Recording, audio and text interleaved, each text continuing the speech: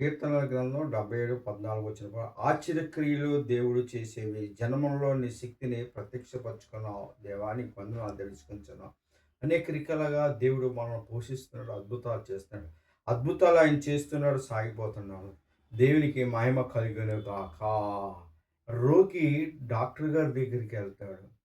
Baby పిల్లోడు తల్లి దగ్గరికి వెళ్తాడు.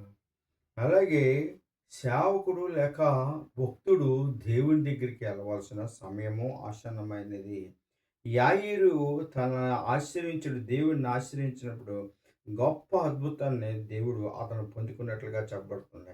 పేతురు రాసిన మొదటి పత్రిక 2:24 ఆయన పొందిన గాయముల చేత మనము స్వస్థత పొందాము. అది భౌతికము స్వస్థత అవ్వచ్చు, ఆధ్యాత్మిక స్వస్థత అవ్వచ్చు. కనుక ఆయన సేవించడం ద్వారా ఆయన మన మధ్య నుండి రోగాన్ని తొలగించే దేవుడు కనుక మన విశ్వాస సహితమైన ప్రార్థన ఆ రోగిని స్వస్థపరచునని రాయబడి ఉన్నది.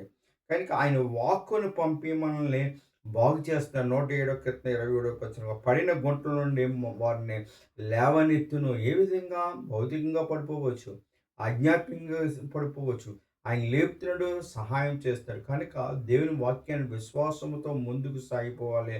ప్రార్థన వాక్యము అనేది మనం మరువకుండా దినం వెంబడి దినము, నెల వెంబడి నెల తరుగుతున్నప్పటికీ దేవుడు ఆశకాలను ఇస్తానని మనల్ని గుర్తు తీసుకొని ఆయన నామాన్ని హెచ్చుగా గణపరిచే విధంగా దేవుని సంధిలో గోజేవాడుగా శ్రమ వచ్చినా, ఇబ్బంది వచ్చినా, కష్టం వచ్చినా, బాధ వచ్చినా సరే దేవుడు చేసిన ఉపకారాలు గుర్తు చేసుకుంటూ మనం భక్తిలో సాధన చేసుకున్నప్పుడు దేవుడు ఒక అద్భుతమైన కార్యాలు చేస్తాడని మనం నమ్మాలి. అందుకని దేవా మేము నీ కృతజ్ఞత స్థుతులు మీకు చెల్లించుచున్నాము 75 క్రితం మొదటి వచ్చిందని చెప్పి కనుక అలాంటి కృతజ్ఞత స్థుతులు మనం ఎల్లవెల్లా చెల్లించేవారే ఉన్నాం. ఈ లోకంలో జీవవాక్యమును చేత పట్టుకుని ముందుకు సాగుతున్నప్పుడు దేవుని ఆశీర్వాదాలు మీకును మాకును సదాకాలం దేవుడు తోడైంది వర్ధిల్ల చేయను గాక.